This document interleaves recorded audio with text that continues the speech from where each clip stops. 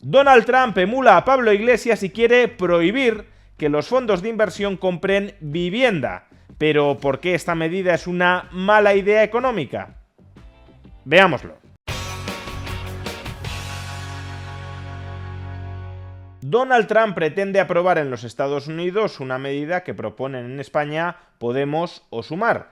El presidente republicano quiere prohibir que los grandes fondos de inversión puedan comprar viviendas unifamiliares, porque, según dice, quienes residen en vivienda son las familias, no las corporaciones.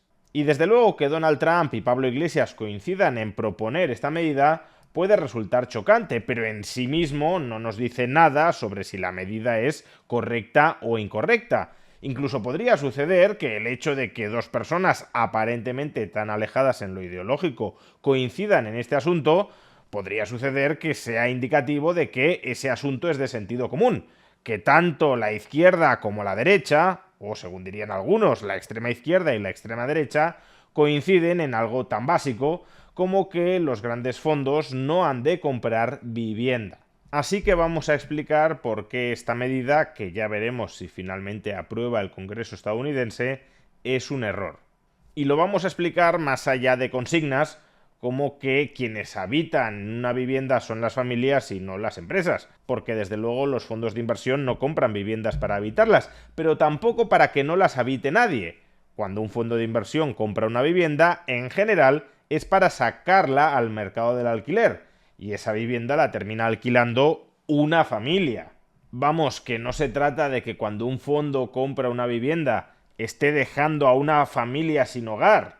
En todo caso, estará dejando a una familia sin vivienda en propiedad y le estará proporcionando a otra familia vivienda en alquiler. Veamos, cuando un fondo de inversión compra vivienda para sacarla en alquiler, está por un lado incrementando la demanda de vivienda en el mercado de compra-venta de vivienda, pero por otro lado está incrementando la oferta de vivienda en el mercado de alquiler de vivienda.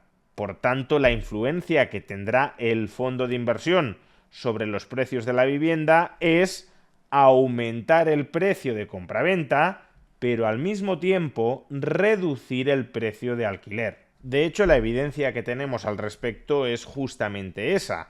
Después de analizar el efecto de la participación de los fondos de inversión en el mercado inmobiliario dentro de 57 ciudades pertenecientes a 15 países, lo que se ha descubierto es justamente esto, que los fondos de inversión inmobiliaria encarecen el precio de compraventa, pero contribuyen a abaratar el precio del alquiler.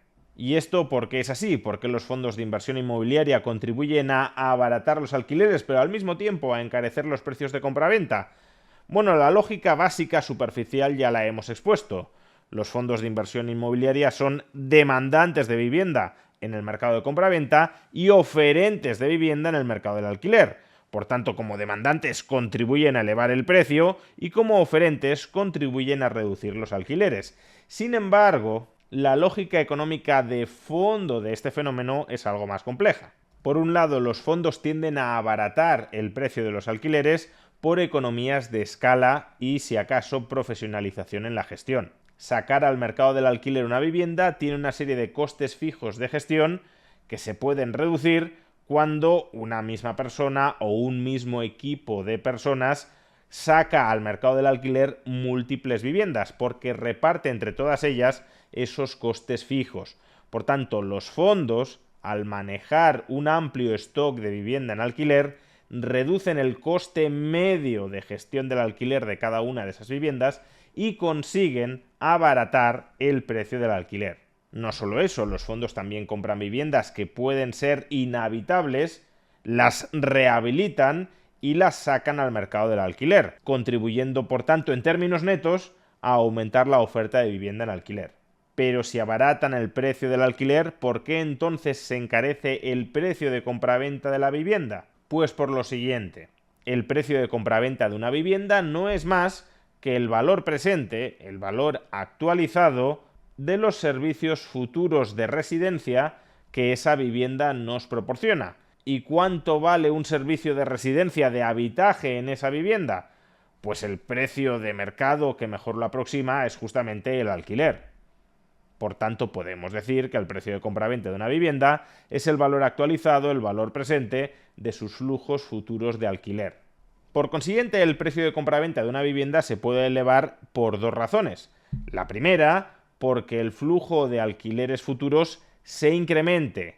La otra, porque el tipo de interés al que descontamos, al que actualizamos ese flujo de alquileres futuros para convertirlos en precio de compraventa, que ese tipo de interés se reduzca y que por tanto la magnitud del descuento, del mordisco que le pegamos a cada alquiler futuro para convertirlo en precio de compraventa, sea menor. Los fondos de inversión inmobiliaria ya hemos dicho que reducen el precio de los alquileres. Por tanto, si contribuyen a incrementar el precio de compraventa, no puede ser por encarecer los alquileres. Si contribuyen a elevar el precio de compraventa es porque reducen el tipo de descuento, el tipo de interés al que se descuentan esos alquileres para totalizar el precio de compraventa. ¿Y por qué los fondos reducen el tipo de descuento al que se actualizan los alquileres futuros? Pues porque en los fondos invierten ahorradores de todo tipo, incluyendo ahorradores muy pacientes y que se conforman con rentabilidades bajas. Por tanto, los fondos disponen de mucho capital para comprar vivienda, aún conformándose con una baja rentabilidad sobre esa vivienda. Es decir, están dispuestos a pagar precios de compraventa altos en relación con los alquileres que van a cobrar por esas viviendas. Dicho de otra manera, a lo mejor un pequeño inversor no está dispuesto a comprar una vivienda si la rentabilidad que obtiene por alquilarla es inferior al 3% del capital invertido, y en cambio un fondo puede estar dispuesto a comprar esa vivienda aun cuando la rentabilidad por alquiler sea del 2%. Es decir, que está dispuesto a pagar un precio mayor que el otro inversor por esa vivienda. Por consiguiente, los efectos económicos de una medida como la que ahora mismo está proponiendo Donald Trump en los Estados Unidos, o como la que proponen Podemos y Sumar en España, sería que los precios de compraventa de las viviendas tenderían a abaratarse al mismo tiempo que los precios de los alquileres de esas viviendas tenderían a aumentar. Y entonces, si hay ganadores y perdedores, si los que quieren comprar para residir ganan, pero los que quieren alquilar una vivienda pierden, ¿por qué esta medida me parece negativa?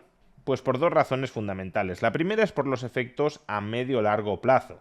Que los fondos no puedan comprar viviendas para alquilar significa que la liquidez, o más bien la negociabilidad, en el mercado de compraventa de vivienda se va a reducir. Por consiguiente, construir vivienda en grandes cantidades para venderla, la labor que desarrollan las promotoras inmobiliarias, se va a volver una actividad más arriesgada. Si hay más fricciones a la hora de comprar y por tanto de vender vivienda, los promotores no construirán tantas viviendas como alternativamente construirían si saben que les va a resultar muy fácil venderlas porque hay fondos que las quieren comprar para sacarlas en alquiler.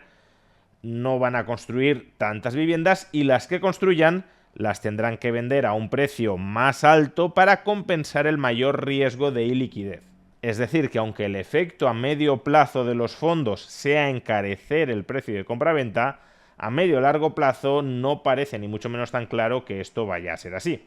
Pero sobre todo y en segundo lugar me parece una mala medida porque no ataca en absoluto de raíz las causas del problema real de la vivienda que existe tanto en los Estados Unidos, o al menos en ciertas partes de los Estados Unidos, como sobre todo también en España.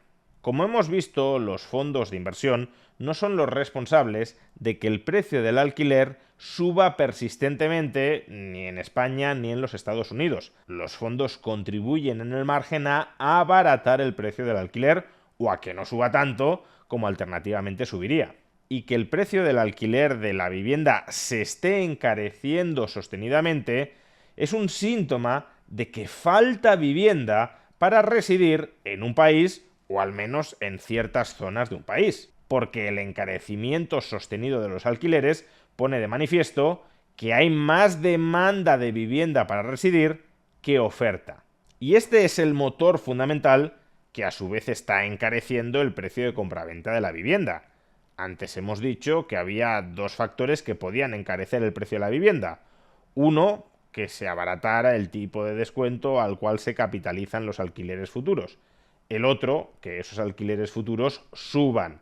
Pues bien, el motor fundamental durante los últimos años de que haya subido el precio de compraventa de la vivienda es que ha subido el precio del alquiler. Por supuesto, los fondos pueden haber potenciado la subida del precio de compraventa, no del precio del alquiler, pero el motor fundamental del encarecimiento del precio de compraventa de las viviendas también es la subida de los alquileres, que no es más que un reflejo que la carestía relativa de vivienda. No es más que un reflejo de que falta vivienda en relación con la demanda. Y claro, este tipo de medidas, como la que plantea Donald Trump en los Estados Unidos, o Podemos y Sumar en España, desvían por entero el foco de atención del problema real. En España este efecto de desviar el foco de atención es clarísimo, porque la extrema izquierda utiliza la especulación, los grandes capitales, etcétera, como chivos expiatorios de un problema que tiene raíces mucho más profundas. Y claro, si te dicen que los culpables de que se encarezca la vivienda es la especulación y los grandes capitales, pues basta con que apruebes una ley contra la especulación y los grandes capitales para que en un tiempo el problema de la vivienda se solucione desde su mala lógica. Y durante todo ese tiempo, evidentemente, no solventas las causas reales que están encareciendo la vivienda.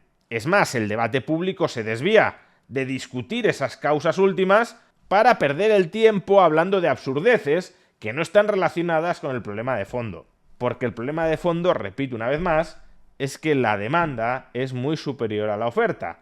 Y por tanto, si uno quiere abaratar la vivienda, o bien reduce la demanda, o bien incrementa la oferta. Pero si no tocas la demanda final y no tocas la oferta final, por mucho que te metas con los fondos de inversión, no vas a conseguir abaratar y facilitar el acceso a la vivienda. Es más, puede que incluso lo termines empeorando, que ya es decir. La solución al problema de la vivienda no pasa por expulsar a los fondos de inversión, sino por construir mucha más vivienda. Y expulsando a los fondos de inversión, construyes menos vivienda. En Estados Unidos, por ejemplo, todas las áreas metropolitanas que entre 2017 y 2023 incrementaron su stock de viviendas en al menos un 10%, han experimentado fuertes caídas de los alquileres en este año 2024. Estamos hablando de ciudades como Austin, Denver, San Antonio, Dallas, Salt Lake City, Jacksonville, Orlando, etc. Y son las reformas que facilitan el aumento de la oferta de vivienda las que debería estar ahora mismo impulsando Donald Trump, porque son esas las medidas verdaderamente eficaces para volver la vivienda más barata y accesible. Pero en lugar de eso está desviando el foco de atención y llevando al Congreso medidas que en nada contribuyen a abaratar la vivienda. Y lo peor es que si una persona como Donald Trump hace esto en Estados Unidos, pronto lo terminaremos importando en España de la mano de la extrema izquierda. Porque descuiden, la extrema izquierda española no va a copiar ni una sola de las buenas ideas económicas que también tiene Donald Trump. Pero en cambio, las malas ideas económicas de Donald Trump las va a copiar y empeorar absolutamente todas.